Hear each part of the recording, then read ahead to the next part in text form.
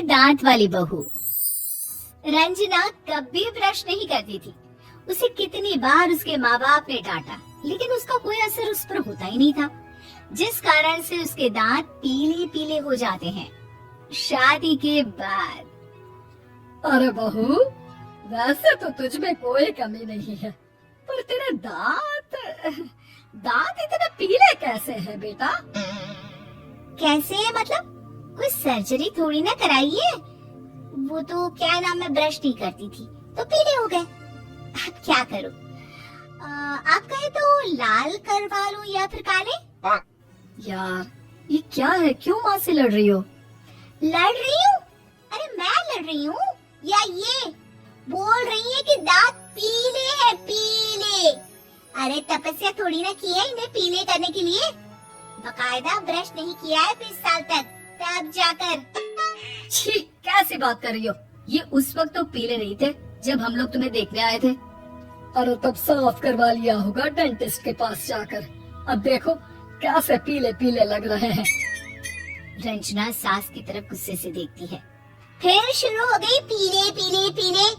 अरे पीले तो तब भी थे जब मेरे हाथ का रसगुल्ला उड़ा उड़ा कर खा रही थी और बोल रही थी, लड़की नहीं गुणों का खजाना दे रहे हैं भाई साहब।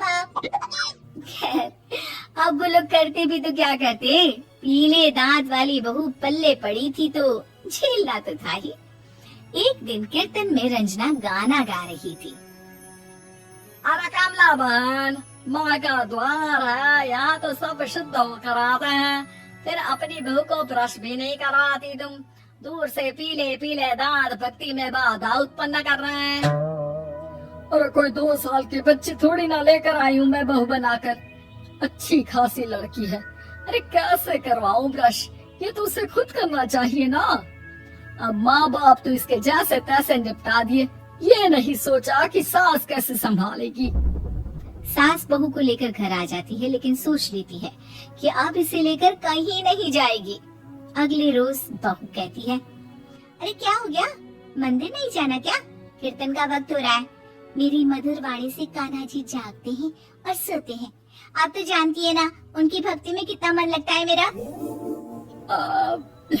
वो क्या है ना, तबीयत ठीक नहीं लग रही है मेरी, आराम करूंगी मैं। तबीयत ठीक नहीं लग रही?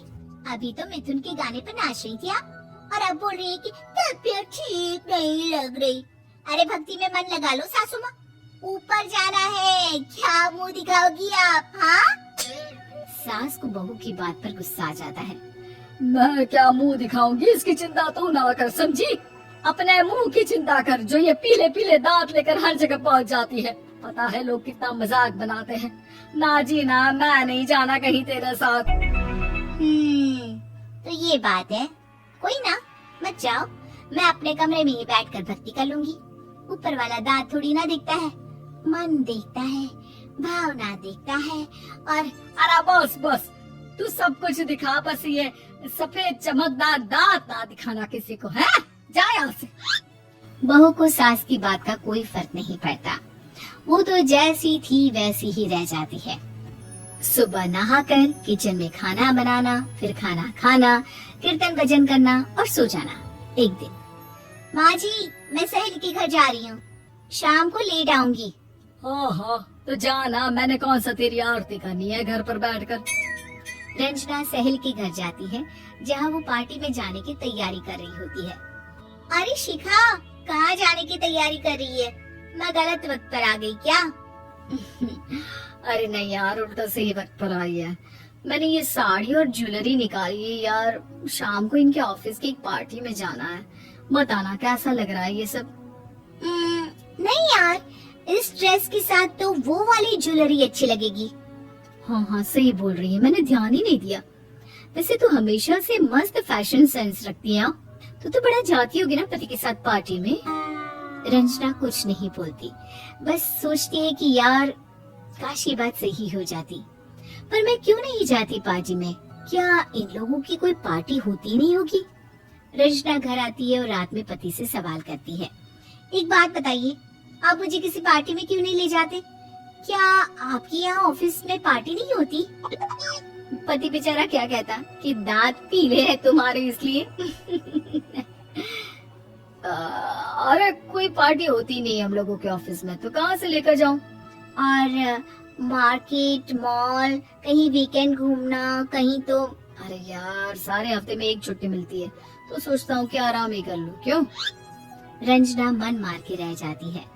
पहले कभी सास के साथ मंदिर जाया करती थी, लेकिन वो भी सास ने ले जाना बंद कर दिया।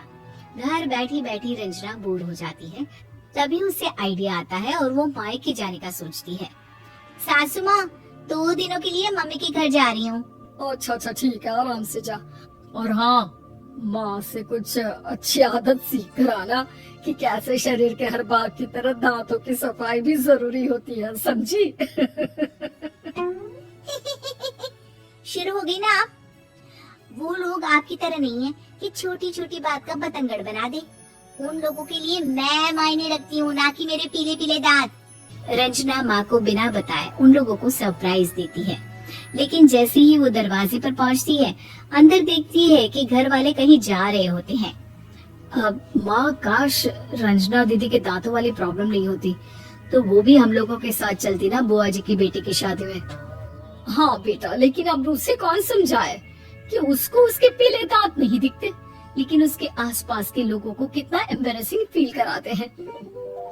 मुझे तो कितनी बार उसके स्कूल की टीचर ने शिकायत की कि उसके साथ कोई लड़की बैठना भी नहीं चाहती, और ना ही कॉलेज में कोई उससे बात करना चाहता था। लेकिन पता नहीं क्यों उसे ये बात समझ में ही नहीं आती। कोई कमी नहीं है उस लड़की में, बस यही के दांत पीले हैं। वो तो भला हो जीजाजी और उनकी माँ का, जो दीदी को जैसी है वैसे ही रखा हुआ है। रंजना को अपने घर वालों की बात सुनकर बहुत दुख होता है। वो सोचती है कि वो क्या करे, लेकिन फिर वो सीधा डेंटिस्ट के पास जाती है, अपने दांत चमकाती है और कसम खाती है कि वो रोज ब्रश करेगी। और क्या हो गया? तुम तो 2 दिनों के लिए गई थी ना, पर कोई ना, अच्छा है, चलो आ गई तो। रंजना सास के सामने आकर खड़ी हो जाती है और पूरी स्माइल करती है, उसके चमकदार दांतों को दिखाती हुई। हैं? चले मंदिर? माँ, मुझे माफ कर दीजिए, मैंने आप लोगों को बहुत एम्बैरेसिंग फील करवाया। मैं आज से रोज ब्रश करूंगी।